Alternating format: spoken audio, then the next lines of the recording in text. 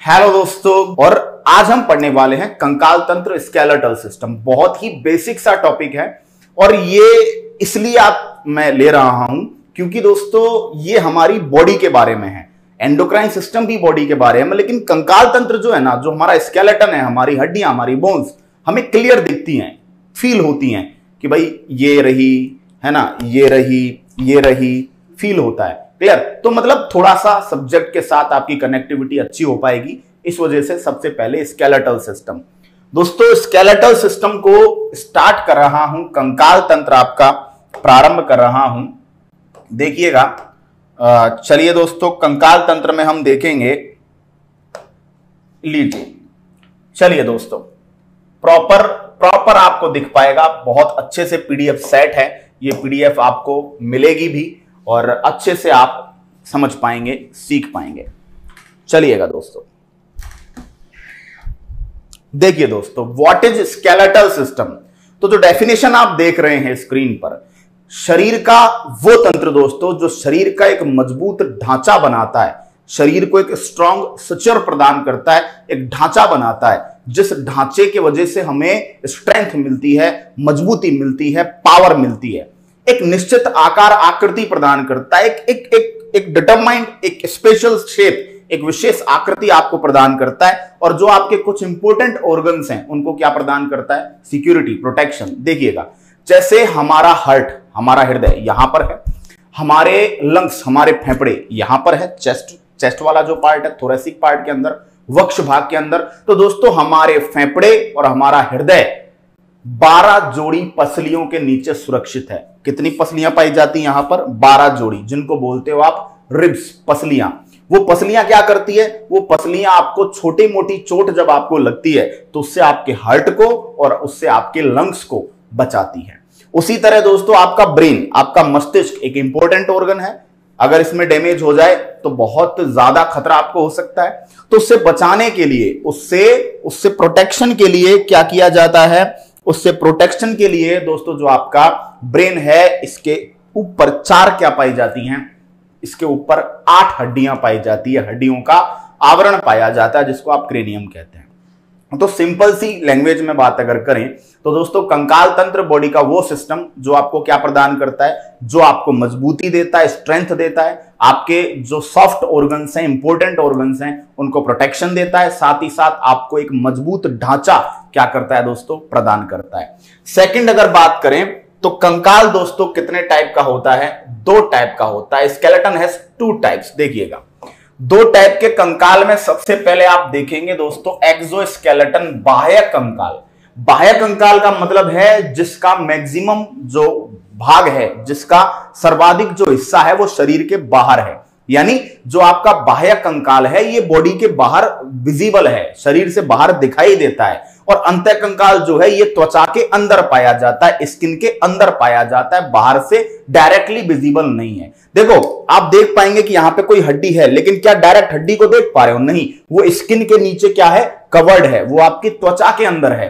तो बाह्य कंकाल, अंतः कंकाल। देखिएगा दोस्तों, बाह्य कंकाल की बात करें तो हमारे अंदर बाल, हमारे नाखून, हमारे नेल्स, पशुओं के अंदर जो हॉर्न्स हैं, पशुओं के जो सींग हैं, पशुओं के अंदर भी आपके बाल पाए जाते हैं, जो खुर होते हैं जिनको आप कहते हैं हुप्स, और मछली के अंदर जो शल्क पाए जाते हैं, स्केल्स, साथ ही साथ पक्षियों की जो चोंच है जिसको आप बोलते हो बीक, पक्षियों की चोंच, बीक, और पक्षियों के पंख, फेदर्स, साथ ही साथ कीटों का कवच आदि किसका हिस्सा है बताइए? बाह्य कंकाल का। यानी दोस्तों हमारी बॉडी में हमारे नेल्स जो आप देख पा रहे हैं, नाखून, हमारे बाल, साथ ही साथ पशुओं में भी आपको पता है बाल होते हैं, और पशुओं के जो नेल्स होते हैं उनको आप क्या बोल देते हो? पशुओं के नाखून बड़े बड़े होते हैं, उनको बोल देते हो खुर, उनको बोलते हो हुप्स।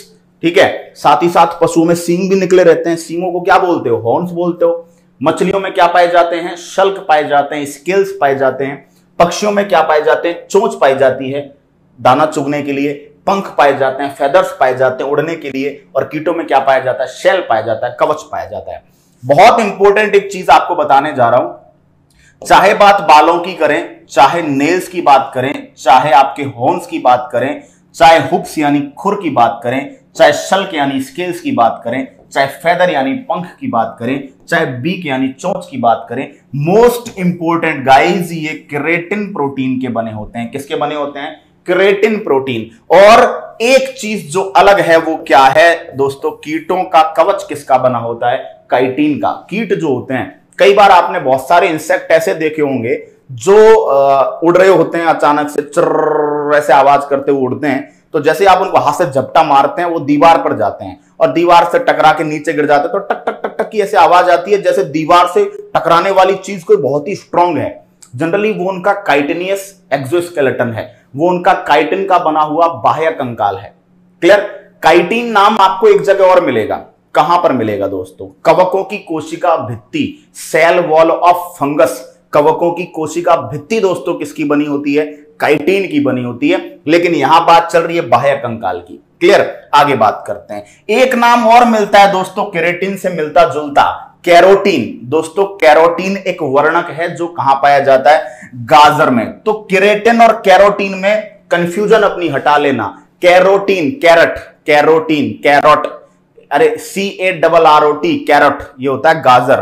तो एक तरीके से देखा जाए तो CARROTENE ऐसे करते हैं कैरोटीन। तो कैरट तो होता है गाजर और कैरोटीन उसके अंदर पिगमेंट। तो याद रखिएगा कैरोटीन और केराटिन दोनों में डिफरेंस। कैरोटीन क्या है? एक पिगमेंट है, एक वर्णक है जो गाजर के कलर के लिए रेस्पॉन्सिबल है, जबकि केराटिन एक प्रोटीन है। और ये प्रोटीन आपके कहां कहां पाई जा रही है? ये आपके हमारे बालों के अंदर, हमारे नाखूनों के अंदर, पशुओं के जो हॉर्न्स है, सींग, हुप्स है, खुर, मछली में शल्क स्केल्स, पक्षियों में पंख फेदर और बीक चोंच आदि के अंदर केराटिन प्रोटीन पाई जाती है। तो ये बाह्य कंकाल की बात है जो बेसिकली हमने एक मतलब बाहरी एनालिसिस लिया, सॉफ्ट एक एनालिसिस लिया। अब बात आती है अंतः कंकाल की, और हमें पढ़ना अंतः कंकाल ही है। हमें जानकारी किसकी लेनी है? अंतः कंकाल की। तो अंतः कंकाल पे जब हम आएंगे तो दोस्तों अंतः कंकाल कितनी चीजों का बना है दोस्तों? अंतः कंकाल 2 चीजों का बना है आपका। क्लियर? किस किस का बना है देखिएगा।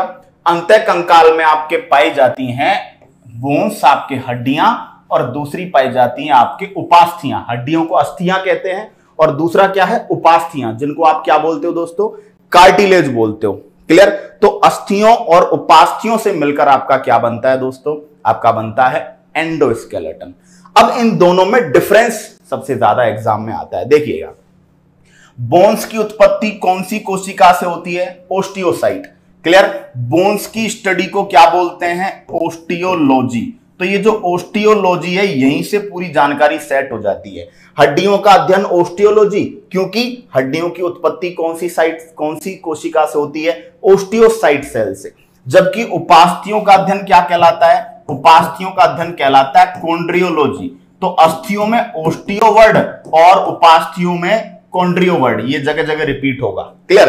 तो जैसे अस्थियों का अध्ययन ओस्टियोलॉजी, उपास्थियों का अध्ययन कॉन्ड्रियोलॉजी है, तो उसी तरह अस्थियों का जो ओरिजिन है दोस्तों ओस्टियोसाइट सेल से, और उपास्थियों का जो ओरिजिन है वो आपके कॉन्ड्रियोसाइट सेल से होता है।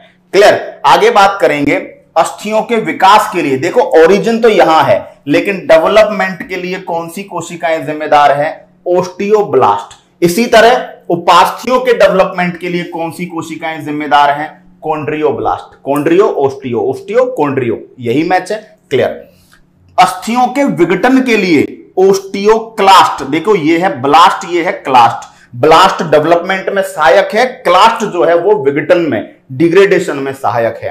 क्लियर? इसी तरह उपास्थियों के विघटन के लिए कॉन्ड्रियोक्लास्ट जिम्मेदार होंगी। तो उत्पत्ति के लिए साइट लगा देना, डेवलपमेंट में हेल्प के लिए, विकास में मदद के लिए ब्लास्ट लगा देना, और विघटन के लिए क्लास्ट लगा देना। बाकी अस्थियों के लिए ओस्टियो, उपास्थियों के लिए कॉन्ड्रियो। ठीक है? अस्थियों में मोस्ट इंपोर्टेंट कौन सी प्रोटीन मिलेगी? ओसिन प्रोटीन मिलेगी।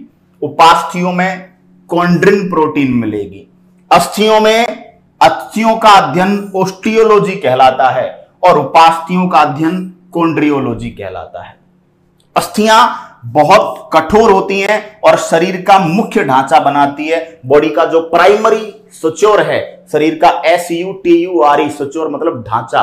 तो बॉडी का प्राइमरी जो फ्रेम है वो कौन बनाती है? मुख्य ढांचा बनाती है हड्डियां, लेकिन दोस्तों उपास्थियां जो है मुलायम होती हैं और लंबी जो हड्डियां होती हैं उनके किनारे पर पाई जाती हैं। क्लियर। और उपास्थियां जो होती हैं वो लचीली गद्दी के जैसी होती हैं, यानी एक तरीके से उपास्थियां जो है वो अस्थियों की हेल्प करती है कंकाल बनाने में, और कंकाल के जो लंबी हड्डियां हैं उनके जो जॉइंट है वहां पर लचीली गद्दी का काम, लचीली टिश्यू का काम, लचीले आप कह सकते हैं शीट का काम कौन करती है? आपके उपास्थियां करती है। तो दोस्तों osteology, chondrology, osteocyte, chondrocyte, osteoblast, chondroblast, osteoclast, chondroclast, ossein protein, chondrin protein, osteology, chondrology, मुख्य ढांचा और मुख्य ढांचे में मदद करना। यह है कठोर और यह है हल्की सी मुलायम। बात दिमाग में घर कर गई होगी, अच्छे से बैठ गई होगी। अब चलते हैं वो बात जो सबसे ज्यादा एग्जाम में आपको हेल्प करने वाली है। देखिएगा दोस्तों, यही पीडीएफ आपको मिलने वाली है। देखो भाई, बात करते हैं, डायग्राम से टॉपिक समझाना था इसीलिए डायरेक्ट पीडीएफ आपको दिखा रहा हूं, क्योंकि ये टॉपिक डायग्राम से ही समझाया जाता है हड्डियों के बारे में। देखिएगा दोस्तों, क्या हम देखेंगे यहां पर अस्थियां, कंकाल। आपके कितनी हड्डियां हैं दोस्तों? 206। ये 206 हड्डियां किसके अंदर है दोस्तों? वयस्क के अंदर है, एडल्ट के अंदर है। अगर आप भ्रूण की बात करें, अगर आप भ्रूण की बात करें या शिशु की बात करें तो दोस्तों कितनी हड्डियां पढ़ाई जाती हैं? 300 पढ़ाई जाती हैं। क्लियर। और अगर किसी बच्चे की अगर आप बात करेंगे, बच्चा है ना, बच्चा मतलब 7-8 साल का, तो 270 से 280 हड्डियां ऑन एन एवरेज आप कह सकते हैं। क्लियर। इसका मतलब है कि जब बच्चा मां के पेट में से निकलता है, जब वो फीटस है, शिशु है, ओके, उस समय 300 हड्डियां हैं। वो क्यों? क्योंकि कुछ हड्डियां छोटी छोटी होती हैं, बाद में जब वो बढ़ती हैं तो आपस में ज्वाइंट हो जाती हैं। ठीक है, तो धीरे धीरे नंबर घटता चला जाएगा और 300 से नंबर कहां तक आएगा? 206 तक। 206 के बाद हड्डियां घटती नहीं है। कोई तोड़ ताड़ के घटा दे वो अलग मुद्दा है, लेकिन नेचुरली नहीं घटती हैं। क्लियर। देखिएगा आगे।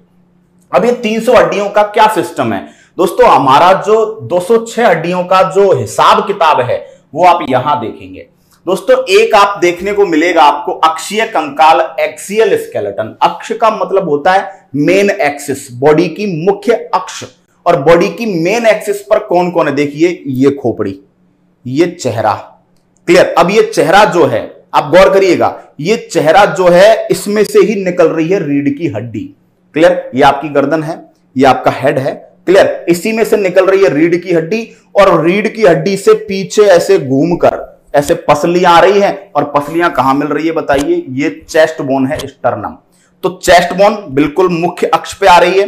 चेस्ट बोन को पीछे रीढ़ की हड्डी से कौन मिलाती है? रिब्स, पसलियां। पीछे है रीढ़ की हड्डी और ऊपर है ये। तो बताइए ये क्या है? अपना मेन एक्सिस। अब हाथ ये हटकर है, ये उपांग है, उपांग, अपेंडेजेस, उपांग, यानी जो कि मुख्य अक्ष से हटकर है हाथ और पैर। तो जनरली अगर मैं बात करूं तो हाथ और पैरों को छोड़कर पूरी बॉडी अपनी मेन एक्सिस है। इस तरह मान लीजिए मेन एक्सिस में 80 हड्डियां।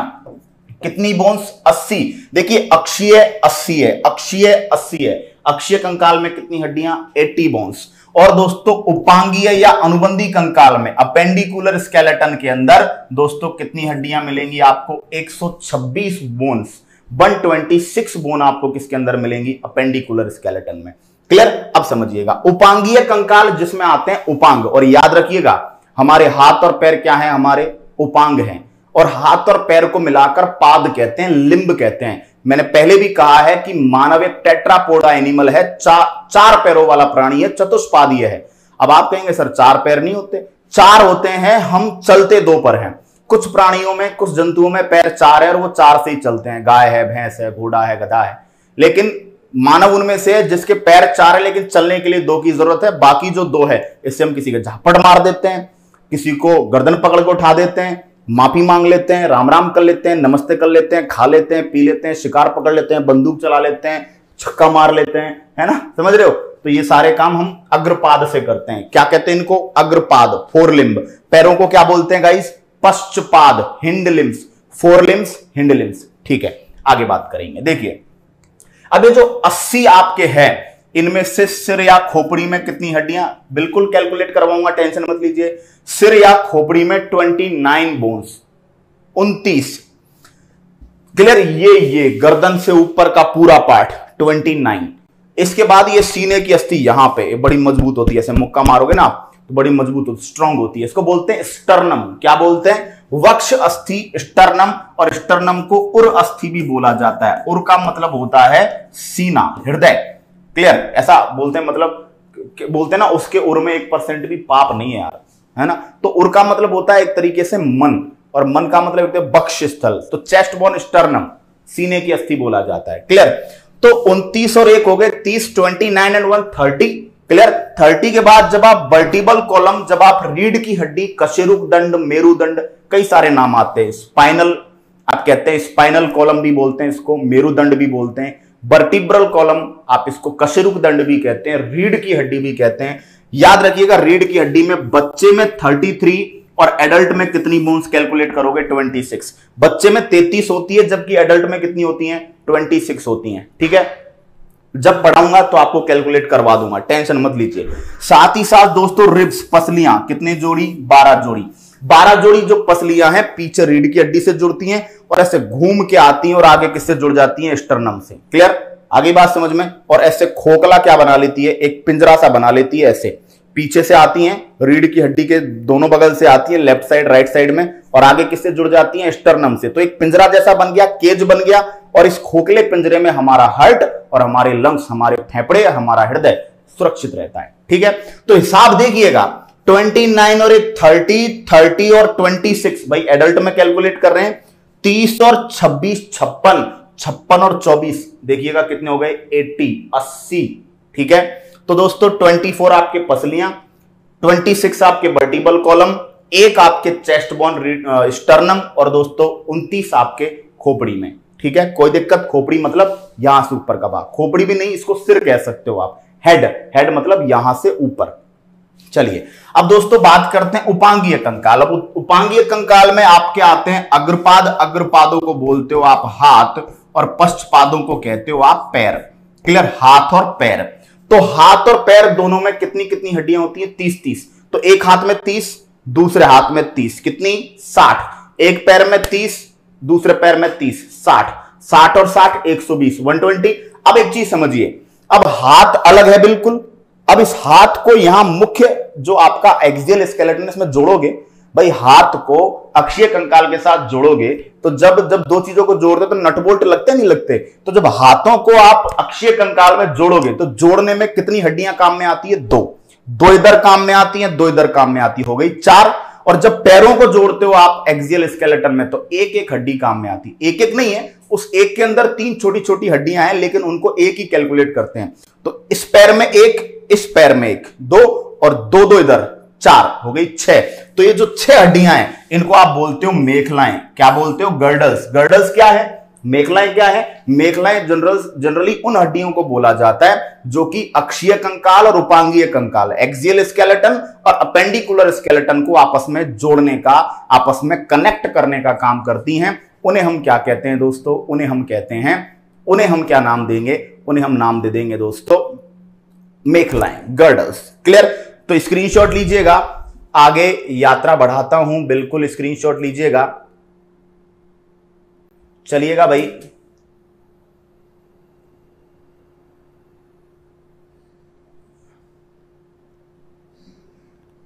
लीजिए भाई।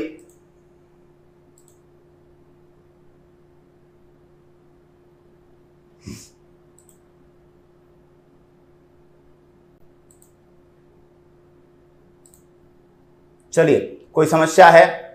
आगे बढ़ें।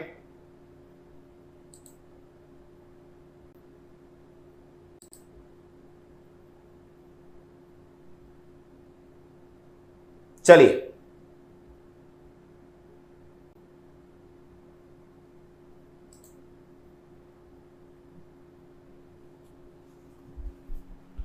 कोई समस्या?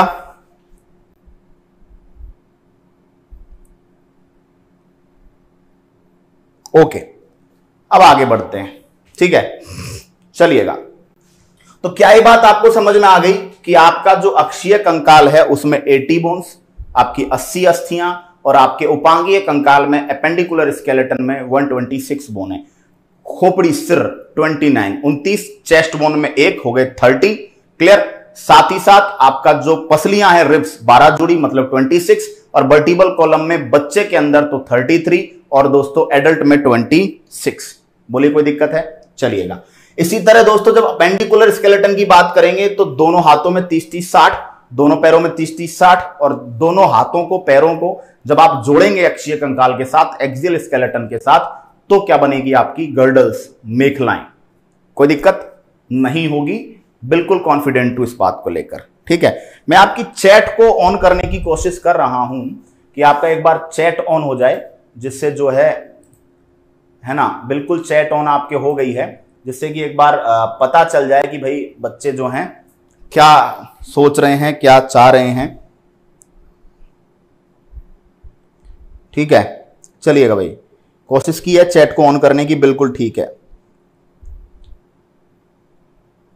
पीडीएफ फाइल में क्यों नहीं जा रही यार? मेरे फाइल में जा रही है भाई, क्यों नहीं जा रही? मेरे खुद के जा रही है फाइल में, रेगुलर पीडीएफ फाइल में जाती है। आपको एक दिन पूरी ऐप का जो है डेमो दे देंगे हम लोग कि ऐप में कैसे काम होता है और ऐप में कैसे आप कहां से पीडीएफ डाउनलोड कर पाएंगे। एक दिन डेमो आपके लिए रख देंगे। ठीक है, चलिए क्लियर। अब आगे बढ़ते हैं दोस्तों। ठीक है, स्क्रीनशॉट ले लेना यहां तक का, आगे बढ़ जाऊं मैं। चलिएगा, अब दोस्तों सबसे पहले बात करते हैं सिर की जो 29 बोन्स हैं इनके बारे में। देखिएगा सिर की 29 बोन्स के बारे में। अब देखिए यहां पे आपको क्या है, 29 और 22 दोनों मिलेगा देखने को। समझिएगा कैसे, है ना? देखिए कैसे, देखिए जो आपका हेड है, ये डायग्राम में आपको प्रॉपरली बड़ा करके दिखाने वाला हूं। जो आपका हेड है, हेड में जो यहां से ऊपर का पार्ट है उसमें क्या क्या देखिए। एक तो आपके ब्रेन का आवरण है, ब्रेन का, जिसको आप क्रेनियम कहते हो, कपाल कहते हो, करोटी कहते हो। कपाल, करोटी, क्रेनियम, जो कि आपके ब्रेन का आवरण है, जिसमें आपका ब्रेन प्रोटेक्टेड रहता है। इसमें कितनी हड्डियां पाई जाती है दोस्तों? 8। आपका ब्रेन क्रेनियम की 8 बोन्स के नीचे प्रोटेक्टेड रहता है। जब आप बात फेशियल बोन की करेंगे, चेहरे की अस्थि की करेंगे, तो फेशियल बोन कितनी है दोस्तों? 14। C4 चेहरा, C4 14, F4 फेस, F4 14 याद कर सकते हो। क्लियर। जब बात आप ईयर ओसिकल्स की, कर्ण अस्थियों की बात करेंगे, तो एक कान में 3 और दूसरे कान में 3, दोनों कानों में टोटल कितनी हड्डियां दोस्तों? 6। क्लियर। और जब आप कंठ की अस्थि की बात करेंगे, यहां जो आपके लैरिंग्स है, जो आपका साउंड बॉक्स है, जिसको आप क्या बोलते हो? लैरिंग्स। हमारा साउंड बॉक्स, हमारा जो कंठ है, हमारा जो ध्वनि यंत्र है, याद रखिएगा, हमारा ध्वनि यंत्र कहलाता है क्या? लैरिंग्स। हमारे ध्वनि यंत्र को क्या बोलते हैं? लैरिंग्स बोलते हैं। क्या बोलते हैं? लैरिंग्स। क्लियर। जबकि पक्षियों का ध्वनि यंत्र क्या कहलाता है? याद रखिएगा, पक्षियों का ध्वनि यंत्र कहलाता है सिरिंक्स। पक्षियों का ध्वनि यंत्र क्या कहलाता है? सिरिंक्स। क्लियर। तो याद रखिएगा, हमारा लैरिंग्स और पक्षियों का सिरिंक्स। ठीक है, क्लियर। तो हमारा जो कंठ है, वहां पर जो हड्डी पाई जाती है, जिसको हायोड बोलते हैं। हायोड के बारे में एक चीज याद रखिएगा दोस्तों, hyoid is the only independent bone of our body. Hyoid हमारे शरीर की एकमात्र स्वतंत्र अस्थि है, यानी हायोड एक ऐसी बोन है जो किसी दूसरी बोन से कनेक्ट नहीं है। बाकी सारी हड्डियां आपस में कनेक्टेड है। कैसे? ये क्रेनियम कनेक्ट है चेहरे की अस्थियों से, साथ ही साथ पीछे कनेक्टेड है वर्टिबल कॉलम से, रीढ़ की हड्डी से जुड़ी हुई आपकी पसलियां जुड़ी हुई है स्टर्नम से। रीढ़ की हड्डी में जो पसलियों का ढांचा है, उसी में आपके हाथ घुसे हुए हैं, उसी में नीचे पैर घुसे हुए हैं, सब कुछ जॉइंट है। लेकिन हायोड अपरेटस दोस्तों किसी भी हड्डी से, दूसरी बोन से नहीं जुड़ा हुआ, इंडिपेंडेंट है। साथ ही साथ जब भी फांसी चढ़ाई जाती है किसी व्यक्ति को, तो सबसे पहले हायोड डैमेज हो जाता है, हायोड अपरेटस क्षतिग्रस्त हो जाता है, यह याद रखिएगा। चलिए, क्लियर।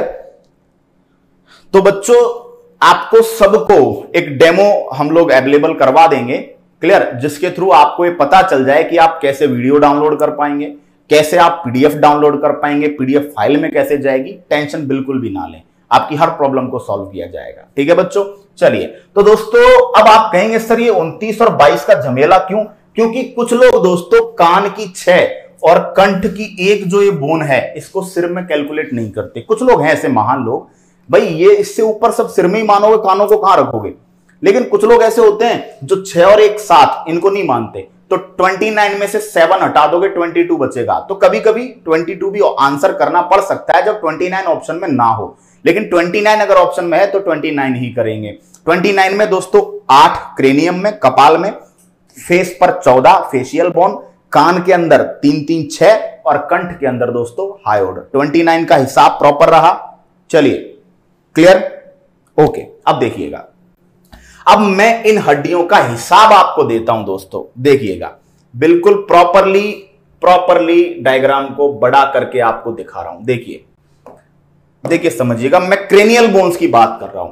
क्रेनियल बोन्स में दोस्तों ये आपकी खोपड़ी है। देखिए अब खोपड़ी में जो आगे ही आगे है, ये आगे ही आगे, इसको बोलते हैं फ्रंटल। क्या बोलते हैं इसको? Frontal bone. फ्रंटल बोन आप कह सकते हो एक तरीके से ललाट। क्लियर, फ्रंटल बोन एक तरीके से क्या है? ललाट। ये नंबर में एक ही है, आगे ही आगे एक हड्डी है और पीछे ही पीछे एक हड्डी है। ये देखिए ये वाला। क्लियर, ये पीछे ही पीछे जो है इसको बोलते हैं ओसिपिटल बोन।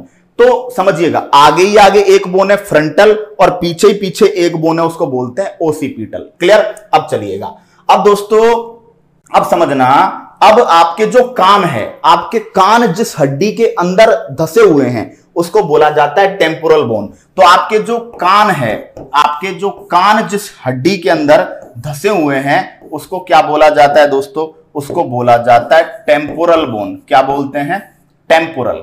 क्लियर, और ये तो कान है, कान के ऊपर 2 बोन है दोनों साइड, उसको बोला जाता है parietal bone. Clear, parietal bone की संख्या कितनी है बताइए? 2। एक लेफ्ट साइड में होगी, एक राइट साइड में होगी। ठीक है, और आगे ही आगे आपकी आंखों की जो कैविटी चालू होती है वहां पर, मतलब खोपड़ी में अंदर की ओर ऐसे आंखों के भीतर की तरफ, आंखें हटा दीजिए, आंखों के भीतर की तरफ जो बोन आती हैं, क्लियर, मतलब भैया खोपड़ी के अंदर फेशियल बोन्स का कनेक्शन तो रहेगा, तो वो जगह कहलाती है एथमोइड बोन। तो देखिए समझिएगा, आपके अंदर 4 कितने टाइप की आपकी जो क्रेनियल बोन्स है, कपाल की अस्थियां 8 हैं। 8 में से दोस्तों पैराइटल और टेम्पोरल 2-2 होती हैं, 2-2 हो गई 4। फ्रंटल आगे एक है ललाट, ओसिपिटल पीछे पीछे एक है। क्लियर हो गई 2 6। स्पिनोइड हड्डी यहां पाई जाती है, देखिएगा ये स्पिनोइड, और स्पिनोइड से पहले इधर ये यहां, क्लियर, ये पाई जाती है आपके एथमोइड। देख लीजिएगा, ये स्पिनोइड हड्डी है, ये वाला पार्ट स्पिनोइड हड्डी है, और ये वाला पार्ट यहां पर क्या है बताइए? एथमोइड बोन है, आंखों के अंदर की तरफ। ठीक है, क्लियर। अच्छा, अब हम चलते हैं दोस्तों आगे, अब हम फेशियल बोन की तरफ चलते हैं। अब फेशियल बोन में आपको सारी नहीं पढ़नी है। फेशियल बोन में दोस्तों सबसे पहले लैक्राइमल, फेशियल बोन में कौन सी पढ़ोगे? लैक्राइमल। लैक्राइमल अस्थि दोस्तों हमारी आंखें, हमारी आईज, हमारी आंखें जिस अस्थि में होती है उसे क्या बोलते हैं? Lacrimal bone. दूसरी दोस्तों पैलेटाइन। पैलेटाइन वो अस्थि है जिसको तालू की अस्थि बोला जाता है। पैलेट किसको बोलते हैं? तालू को बोलते हैं दोस्तों। मैक्सिला, मैक्सिला दोस्तों ऊपरी जबड़े की अस्थि है। ऊपरी जबड़े की अस्थि क्या है? मैक्सिला। और मैंडिबल दोस्तों, मैंडिबल आपके निचले जबड़े की अस्थि। मैक्सिला ऊपरी जबड़े की अस्थि, मैंडिबल निचले जबड़े की अस्थि। क्लियर। और जाइगोमेटिक को बोला जाता है चीक बोन, गाल की अस्थि। जाइगोमेटिक क्या होती है? गाल की अस्थि, चीक बोन। तो फेमस जो हैं आपको वही याद करनी है, सारी नहीं याद रखनी। आप क्या याद करेंगे? पहले क्रेनियल बोन्स में पढ़ लीजिए, आगे आगे ललाट, फ्रंटल, पीछे पीछे ओसिपिटल। क्लियर। कान जिसमें पाए जाते हैं याद रखिएगा टेम्पोरल, बहुत आता है एग्जाम में। और कान के ऊपर की जो होती है उन्हें क्या बोलते हैं दोस्तों? पैराइटल कहते हैं। जब आप फेशियल बोन पढ़ेंगे तो फेशियल बोन में हमारी आंखें जिस हड्डी की कैविटी में होती हैं, जिस हड्डी की खांच में हमारी आंखें होती हैं, उन्हें बोला जाता है लैक्राइमल बोन। क्राई, लैक्राई, क्राई मतलब रोना, रोते कहां से? आंखों से आंसू आते हैं, तो lacrimal bone. Zygomatic, zygomatic bone जो ये रही, जिसको बोलते हैं चीक बोन, गाल की अस्थि। और दोस्तों हमारे जबड़े की अस्थियां शरीर की सबसे मजबूत अस्थियां हैं, और जबड़े की अस्थियां जो सबसे मजबूत हैं, इनमें जो ऊपरी जबड़े की अस्थि है उसे बोलते हैं मैक्सिला, और जो निचले जबड़े की अस्थि है उसे क्या बोलते हैं? मैंडिबल। तो अपर जॉ की जो बोन है वो मैक्सिला, और लोअर जॉ की जो बोन है वो क्या बनेगी? आपके मैंडिबल बनेगी दोस्तों। और यही याद करने लायक है यहां पर। तालू, जो आपकी बक्कल कैविटी, ओरल कैविटी की जो छत है उसे हम क्या कहते हैं? तालू, पैलेट। और दोस्तों पैलेटाइन जो बोन है ये आपके तालू के अंदर पाई जाती है। क्लियर? बोलो कोई दिक्कत? ठीक है, तो यहां से बेसिक से स्टार्ट किया है, बिल्कुल बेसिक से स्टार्ट किया है। क्लियर। अब हम बात करते हैं आगे दोस्तों। अब कुछ कंसेप्ट हैं जिनको आप देखते जाइएगा दोस्तों, कुछ कंसेप्ट्स हैं जिनको आप देखते जाइएगा, ठीक है। कुछ लाइंस हैं जो आप याद रखेंगे। देखिए दोस्तों, अगर आपसे बात करें अस्थियों की संख्या नवजात में, जो नया बच्चा पैदा होता है एकदम 300, फिर बच्चों में 270 से 280, एडल्ट में 26, ठीक है। क्लियर दोस्तों, शरीर की सबसे लंबी अस्थि फीमर है, जिसको जांग की अस्थि याद रखिएगा, इसका एक नाम और है उरु अस्थि। उर अस्थि स्टर्नम को बोलते हैं, लेकिन उरु अस्थि किसको बोलते हैं? फीमर को। और फीमर की लेंथ दोस्तों लगभग 48 सेंटीमीटर, या व्यक्ति की जो हाइट होती है उसका 1/4, व्यक्ति की जितनी भी हाइट है उसका 1/4 आपके किसकी लेंथ होती है दोस्तों? फीमर की लेंथ होती है। शरीर की सबसे छोटी बोन स्टेपीज है, और स्टेपीज आपके मध्य कर्ण में, आगे पढ़ाने वाला हूं, आपके मिडिल ईयर में पाई जाती है, जिसकी लेंथ कितनी होती है दोस्तों? 3 mm की लेंथ होती है। शरीर की सबसे मजबूत अस्थि जबड़े की अस्थियां हैं। ऊपरी जबड़े की अस्थि का नाम मैग्जिला, और निचले जबड़े की अस्थि का नाम क्या है दोस्तों? मैंडिबल है। क्लियर। मैंडिबल मजबूत है, मैग्जिला भी मजबूत कह सकते हैं, दोनों लगभग बराबर ही हैं, ठीक है। शरीर की दोस्तों इंडिपेंडेंट बोन जो किसी अस्थि से जुड़ी नहीं होती, वो कंठ की अस्थि हायोड है, और जो किस आकृति की होती है दोस्तों? यू आकृति की होती है। तालु की अस्थि को क्या बोलते हैं गाइस? पैलेटाइन अस्थि बोला जाता है। बोलो कोई दिक्कत है यहां तक? बहुत ही बेसिक बातें हैं जो हमने पहले भी पढ़ ली हैं। आगे जब चलेंगे तो दोस्तों, हमारी जो नाक की अस्थि होती है उसे क्या बोला जाता है? एथमोइड बोन बोला जाता है। इस कैविटी में नाक होती है। गाल की अस्थि दोस्तों जाइगोमेटिक चीक बोन कहलाती है। आंखें जिस अस्थि के गोलक में पाई जाती है उसे लैक्राइमल बोन कहते हैं। ये सारी बातें समझा के आया हूं अभी आपको ये सारी बातें डिस्कस करके आया हूं मैं। कोई दिक्कत है, कोई समस्या यहां तक नहीं होगी, क्योंकि हम डिस्कस कर चुके हैं अच्छे से। अब बात करता हूं दोस्तों आपके कर्ण अस्थियां। देखिएगा, कर्ण अस्थियां देखिएगा दोस्तों, ईयर ओसिकल्स बोलते हैं इनको। जनरली आपके कान के 3 पार्ट हैं दोस्तों। एक है बाह्य कर्ण जिसको बोलते हैं आउटर ईयर, दूसरा है मध्य कर्ण मिडिल ईयर, और तीसरा है अंतःकर्ण। क्लियर। हम साउंड सुनते हैं अंतःकर्ण के द्वारा। क्लियर। कान का काम क्या है दोस्तों? सुनना, साथ में साथ बॉडी बैलेंस।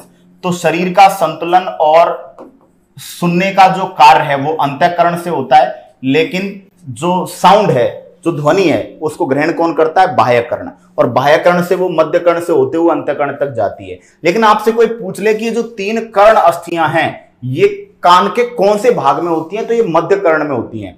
यानी ये ना बाह्य कर्ण में है, ना अंतःकर्ण में, मध्य कर्ण में है। तो जब आप आउटर ईयर से इंटरनल ईयर की तरफ जाओगे तो दोस्तों सबसे पहले ऑर्डर क्या आएगा? MIS, MIS, malleus, incus, stapes. अंदर से बाहर की तरफ आओगे तो SIM, stapes, incus, malleus. Malleus अस्थि दोस्तों इसको हैमर बोन कहते हैं, क्योंकि ये हथौड़े जैसी होती है। क्लियर। इनकस बोन को एनविल बोलते हैं, और एनविल दोस्तों मोची जो होता है ना, मोची जो जनरली जूते वगैरह की रिपेयरिंग करता है, तो जनरली वो जूते वगैरह को रखता है। एक धातु का बना, एक मेटल का बना, उसका एक क्या कह सकते हो आप, एक स्टैंड टाइप में होता है, और वो जो स्टैंड होता है उसको एनविल बोलते हैं। तो मोची का जूते रखने का जो औजार है, जिस पर वो रख के जनरली अपना काम करता है, उसको बोलते हैं एनविल। तो मोची के जूते रखने का जो उपकरण है वो एनविल है। उसके जैसी आकृति होती है किसकी दोस्तों? इनकस की। और स्टेपीज अस्थि दोस्तों स्टिरअप बोन कहते हैं। घोड़े के बगल में दोस्तों एक कुंदा सा होता है ऐसा, जिसमें आप पैर फंसा देते हो। एक इसमें पट्टा लटका रहता है। क्लियर। और इस घोड़े पे जब आप बैठते हो, दूल्हा वगैरह बनते हो, आप घोड़े पे बैठते हो, तो घोड़े के दोनों तरफ एक पट्टा लटका रहता है, और उस पट्टे में आप कुंदा लटका रहता है, उस कुंदे में आप पैर फंसा देते हो। तो ये इस टाइप का कुंदा होता है। तो जनरली इसके जैसी आकृति होती है स्टेपीज की, इसलिए इसको इंग्लिश में क्या बोलते हैं? स्टिरअप। तो याद रखिएगा, मेलियस को हथौड़े जैसे आकार के कारण हैमर बोन, इनकस को मोची के जूते रखने के उपकरण की तरह एनविल बोन, और स्टेपीज को घोड़े के दोनों ओर पैर रखने का जो उसका सांचा होता है उसके जैसे क्या बोला जाता है दोस्तों? Steppes bone. एंड आपको बताया ही है, स्टेपीज बॉडी की सबसे स्मॉलेस्ट बोन है, शरीर की सबसे छोटी अस्थि है, जिसकी लेंथ कितनी है दोस्तों? 3 mm है। समझ में आ गई बात? ठीक है। तो ये बेसिक रहा आपके ईयर ओसिकल्स का। अब एक क्वेश्चन आता है दोस्तों, पहलवान की चुनौती किन हड्डियों को बोला जाता है? पहलवान की चुनौती कैसे? इसका क्या कनेक्शन है सर? इसका कनेक्शन है कि एक पहलवान जो होता है जब दूसरे पहलवान को ललकारता है तो कैसे ललकारता है, यहां आजा या आजा, या अपनी जांग को फटकारता है ऐसे। तो जांग में कौन सी अस्थि है, फीमर। यहां कौन सी अस्थि है दोस्तों, ह्यूमरस, और बीच में यहां चेस्ट बोन, स्टर्नम। तो पहलवान की चुनौती 3 हड्डियों को बोलते हैं, ह्यूमरस जो आपके भुजा में होती है, जांग में होती है फीमर, और स्टर्नम में क्या होती है दोस्तों, चेस्ट बोन क्या होती है, स्टर्नम। तो कई बार ये क्वेश्चन अलग अलग एग्जाम्स में इस तरह आता है कि पहलवान की चुनौती किन हड्डियों को बोलते हैं, तो ह्यूमरस, फीमर और स्टर्नम, ये 3 जगह वो अपनी ताकत का प्रदर्शन करता है, अपना शक्ति प्रदर्शन करता है, इसलिए इनको क्या बोला जाता है दोस्तों, पहलवान की चुनौती। द स्ट्रेंथ ऑफ द पहलवान को आप क्या कह सकते हैं, वो इंग्लिश में आप देख लीजिएगा क्या कहते हैं, ठीक है। अब बात आती है दोस्तों पसलियों की, रिब्स। दोस्तों पसलियों के बारे में क्या आपको बताया था कि पसलियां शरीर में पीछे की तरफ किससे जुड़ी होती हैं, रीढ़ की हड्डी से, और आगे की तरफ जो वक्ष अस्थि स्टर्नम है इससे जुड़ी रहती है। पीछे की तरफ तो वर्टिब्रल कॉलम से, और ऐसे घूम के आगे आएंगी और किससे जुड़ेंगी दोस्तों, आगे जुड़ेंगी आपके चेस्ट बोन, स्टर्नम से। अब पीछे से जुड़ के ऐसे आगे आएंगी तो बताओ बीच वाला पार्ट खोखला बनेगा, क्लियर। तो एक खोखले पिंजरे के जैसी संरचना बनाती है, और इस पिंजरे को दोस्तों हम क्या कहते हैं, रिब केज या पसली पंजर कहते हैं, क्लियर। और इस पसली पंजर में हमारा हार्ट और हमारे लंग्स क्या रहते हैं दोस्तों, सुरक्षित रहते हैं। ये बात आपको मैं बता चुका। पसलियां कितने जोड़ी हैं, 12 जोड़ी हैं, क्लियर। अब समझिएगा, अब 12 जोड़ी को किस तरीके से डिफाइन किया गया है इस डायग्राम में देखिए, क्लियर दिख रहा होगा ये डायग्राम आपको प्रॉपरली। देखिए दोस्तों, ये आपके स्टर्नम है और ये पीछे की तरफ रीढ़ की हड्डी है, क्लियर। अब शुरुआत की जो 7 जोड़ी पसलियां हैं, क्लियर, प्रॉपरली डायग्राम तो शायद दिख नहीं पाएगा, क्लियर। मैं समझा देता हूं आपको, इधर समझा देता हूं। देखिए ये आपके क्या है, एक तरीके से ऊपर की तरफ मैंने स्टर्नम बना दिया, ये स्टर्नम है, रीढ़ की हड्डी पीछे की तरफ है। अब शुरुआत की जो 7 जोड़ी हैं दोस्तों, ये पीछे से ऐसे आके 1 2 3 4 5 6 7, क्लियर। तो ये प्रारंभिक जो 1 से 7 जोड़ी जो पसलियां हैं, इनको ट्रू रिब्स, इनको वास्तविक पसलियां कहते हैं। क्यों, क्योंकि दोस्तों ये पीछे की तरफ रीढ़ की हड्डी से जुड़ती हैं और आगे की तरफ किससे जुड़ती हैं, स्टर्नम से, अपना काम प्रॉपरली करती हैं। लेकिन दोस्तों जो आपके 8वीं 9वीं और 10वीं जोड़ी है, इन्हें फॉल्स रिब्स, इन्हें कूट पसलियां या आभासी पसलियां कहते हैं। क्यों कहते हैं ऐसा, क्योंकि दोस्तों इन्हें कूट पसली या आभासी पसली कहते हैं, क्योंकि दोस्तों पीछे की तरफ तो रीढ़ की हड्डी से जुड़ी हुई हैं, लेकिन आगे की तरफ स्टर्नम से ना जुड़कर जो 7वीं जो आपके रिब है ये उससे जुड़ जाती हैं। यानी कि समझिएगा, यानी कि स्टार्टिंग की जो 7 पेयर आपके रिब्स हैं वो पीछे रीढ़ की हड्डी से जुड़ती हैं और आगे स्टर्नम से जुड़ती हैं। तो पीछे भी अपना काम प्रॉपरली कर रही है, आगे भी अपना काम प्रॉपरली कर रही हैं, इसलिए इनको ट्रू रिब्स, वास्तविक पसलियां या सत्य पसलियां क्या बोलते हैं, वास्तविक पसलियां या सत्य पसलियां कहते हैं, क्लियर। 8वीं 9वीं और 10वीं जो जोड़ी है ये क्या करती है दोस्तों, ये पीछे की तरफ तो रीढ़ की हड्डी से जुड़ी हैं, लेकिन आगे की तरफ ये कौन सी पसली से जुड़ती है, 7वीं से, डायरेक्ट स्टर्नम से कनेक्ट नहीं है, इसलिए इनको क्या बोला जाता है, इसलिए इनको आभासी या कूट पसलियां कहते हैं। ये वास्तविक पसलियां नहीं है, नकली हैं। और दोस्तों 11वीं और 12वीं जो पसलियां हैं इनको मुक्त या प्लावी पसलियां कहते हैं। मुक्त या प्लावी क्यों कहते हैं, क्योंकि ये फ्री फ्लोटिंग होती हैं, ये मुक्त रूप से तैरती रहती हैं, यानी ये पीछे की तरफ तो रीढ़ की हड्डी से जुड़ी हैं, लेकिन दोस्तों ये आगे की तरफ जो है, मतलब ये आप मान लीजिए, इस तरह मान लीजिएगा, ये पूरा जो है ये वर्टिब्रल कॉलम है, आप इस तरह मान लीजिए पूरी रीढ़ की हड्डी है, क्लियर, समझ गए। इसको हम पूरा क्या मान लेते हैं, एक रीढ़ की हड्डी मान लेते हैं, मान लीजिए इस तरह, क्लियर, ये पूरी आपकी रीढ़ की हड्डी है, ठीक है। तो ये रीढ़ की हड्डी को हम एक 3D डायग्राम के थ्रू देख रहे हैं, क्लियर। और 3D डायग्राम के थ्रू जब आप देख रहे हो तो मैं रीढ़ की हड्डी पूरी अलग से बना देता हूं, तो आप इस तरह कुछ समझिए कि आपकी रीढ़ की हड्डी पीछे है और मैं टेढ़ा एक डायग्राम ले रहा हूं, क्लियर। तो आप देख रहे हैं क्या कि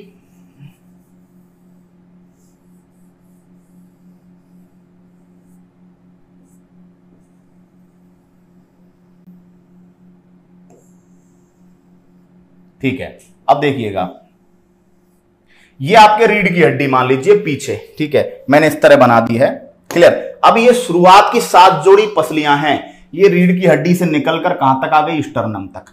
8वीं 9वीं 10वीं जो जोड़ी है ये कौन सी तक आ गई बताइए, 7वीं तक आ गई। और जो 11वीं और 12वीं है वो मुक्त है, वो जुड़ी नहीं है किसी से, वो तैरती रहती है, फ्लोट करती रहती हैं। तो बताइए आपके पसलियां कितने टाइप की, 3 टाइप की दोस्तों। सबसे पहले कौन सी पसलियां, वास्तविक पसलियां। वास्तविक पसलियां कितने जोड़ी है, 7 जोड़ी। टोटल कितनी हो गई, 14। भाई मैंने आपको एक साइड का बताया है, ये एक साइड का है, ऐसे ही दूसरी साइड भी है। डायग्राम जो है 3D में नहीं दिख पाएगा बोर्ड पे, अदरवाइज मैं आपको दिखा देता। ठीक है, तो समझिए इस चीज को कि 7 जोड़ी पसलियां जो प्रारंभिक हैं, 7 इधर 7 इधर, 14, ये कैसी हैं, वास्तविक, सत्य, ट्रू। क्लियर। और जो 8वीं 9वीं 10वीं हैं वो नकली हैं, उनको आभासी या कूट पसलियां कहते हैं। और 11वीं 12वीं मुक्त है, प्लावी है, फ्लोटिंग है, तैरती रहती है। समझिएगा एक तरीके से कुछ लोग ऐसे होते हैं, मंदिर जाते हैं, मंदिर में पूजा करते हैं और शिवलिंग पर पूरा पानी चढ़ाते हैं अपने हाथों से, है ना, तो वो एक तरीके से मतलब रियल में पानी चढ़ा रहे हैं। कुछ लोग क्या करते हैं कि जो लोग पानी चढ़ा रहे होते हैं वो उनके हाथ लगा खड़े हो जाते हैं। क्लियर। तो वो कौन है बताइए, जो शुरुआत में चढ़ा रहे हैं डायरेक्ट, वो तो है वास्तविक वाले, वो रियल है, ट्रू है। और जो उनके हाथ लगा के खड़े हो गए कि भाई तू चढ़ा ले, मैं तेरे हाथ लगा रहा हूं, बात बराबर है, वो कौन हो गए, वो हो गए कूट आभासी। और एक वो लोग हैं जो मंदिर के आगे आए, सीटी बजाई, ऐसे यूं किया, हाँ जैसे अटेंडेंस लगवानी हो, वो कौन है बताइए, वो मुक्त या प्लावी है, वो तैरते रहते हैं, डोलते रहते हैं। समझ गए। तो ये लॉजिक है आपकी पसलियों को याद करने का, आपकी रिब्स को याद करने का। क्लियर। तो बच्चों हम देख पा रहे हैं कि पसलियां आपके 12 जोड़ी हैं, 12 में से शुरुआत की 7 जोड़ी यानी 14 जो हैं वो आपके वास्तविक पसलियां हैं। क्लियर। उनको ट्रू रिब्स बोला जाता है क्योंकि पीछे स्टर्नम, पीछे रीढ़ की हड्डी से, वर्टिब्रल कॉलम से और आगे स्टर्नम से कनेक्टेड होती हैं। 8वीं 9वीं 10वीं जो जोड़ी है वो पीछे रीढ़ की हड्डी से कनेक्टेड होती है, लेकिन आगे स्टर्नम की जगह वो 7th जो आपकी 7वीं जो आपकी रिब है, पसली है, उससे कनेक्ट होती हैं। और जो 11वीं और 12वीं जोड़ी मसल्स है दोनों तरफ की, वो क्या करती है दोस्तों, फ्री में फ्लॉट करती रहती है, इसलिए उनको मुक्त या प्लावी पसलियां कहते हैं। क्या ये बात समझ में आ गई? कमेंट बॉक्स में यस और नो में आप जवाब दीजिएगा। पसलियों के बारे में क्या पूरी जानकारी आप समझ पाए? फिर मैं आगे अपनी यात्रा बढ़ाता हूं।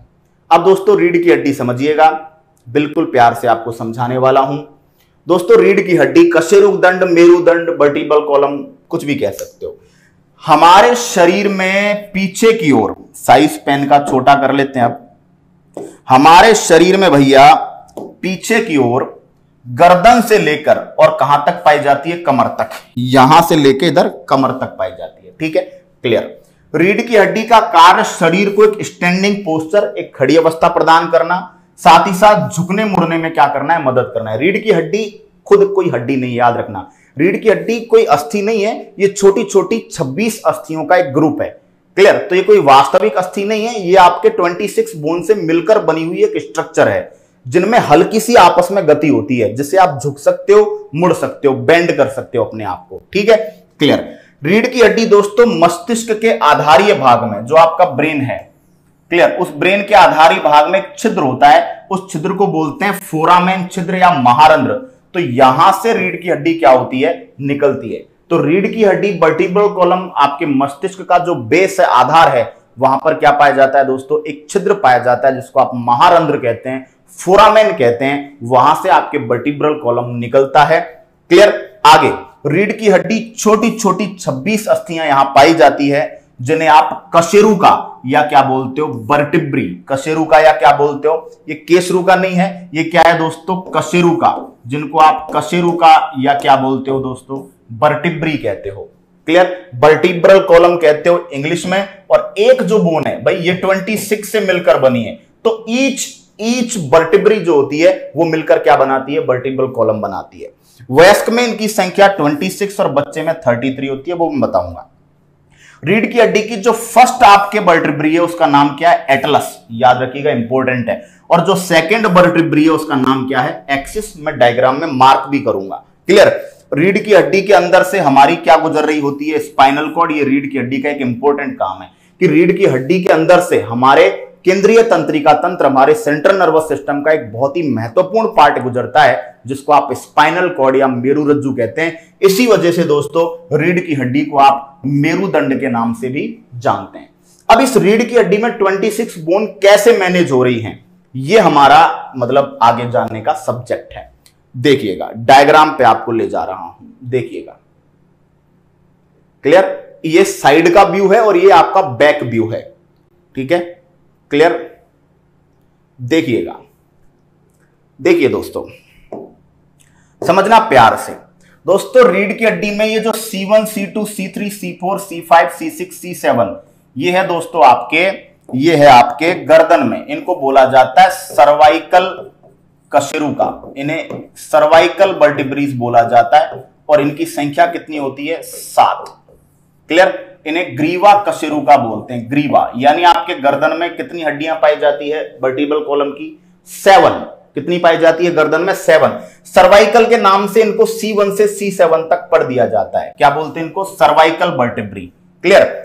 जो आपका वक्ष भाग है, वक्ष, क्लियर, वक्ष कशेरुका, जो आपके वक्ष कशेरुकाएं हैं उसमें कितनी हड्डियां पाई जाती है? वक्ष भाग में 12। इनको बोला जाता है थोरेसिक, तो इसलिए इनको T1 से लेके कहां तक लिखा जाता है? T12 तक।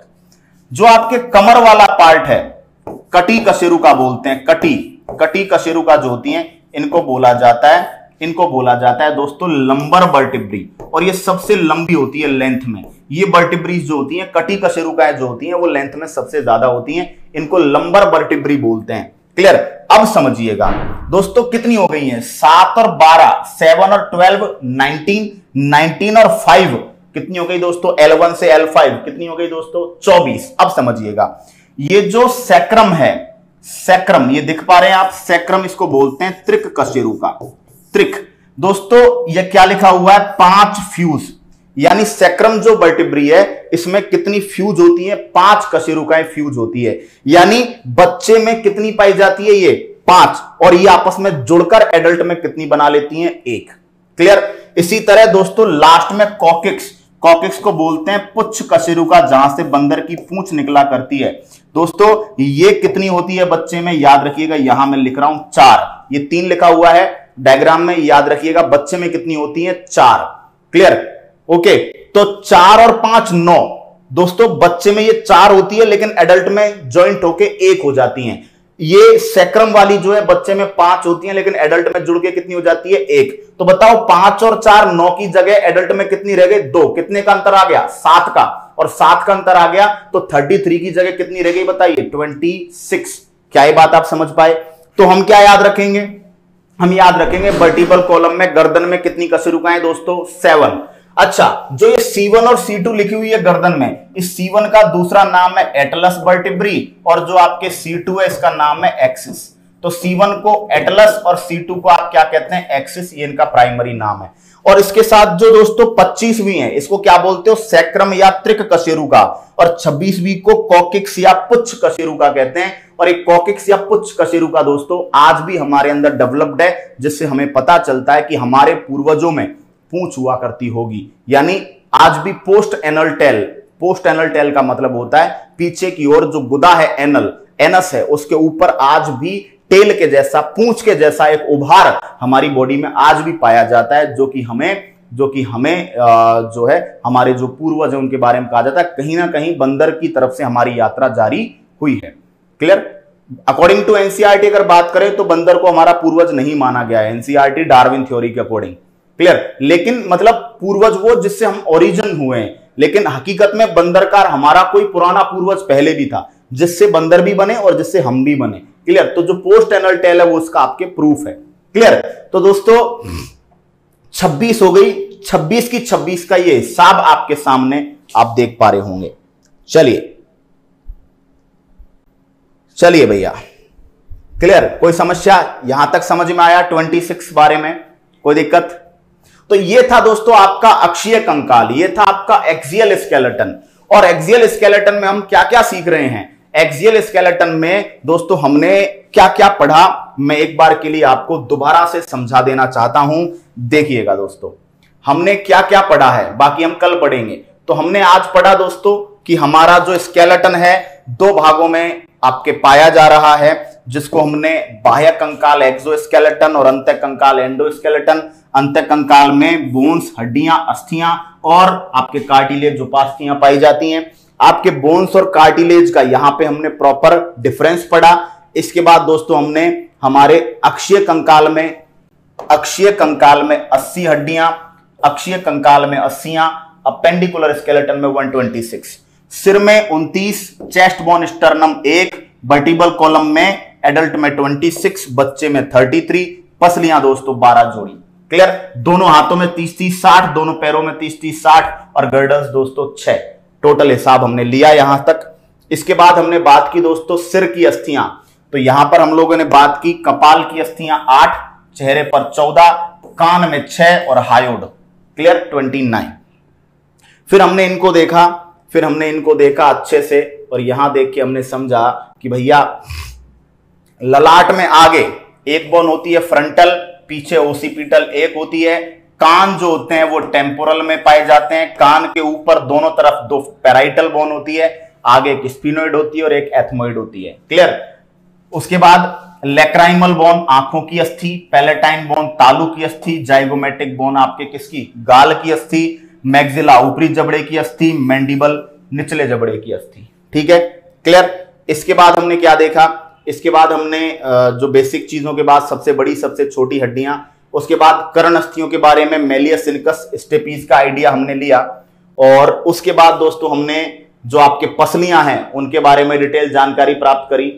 पसलियों के बाद दोस्तों हमने रीढ़ की हड्डी का पूरा सिस्टम आपके सामने रखा कि वर्टिब्रल कॉलम में कैसे 26 और 33 का जो डिफरेंस है वो आप समझ पाएंगे।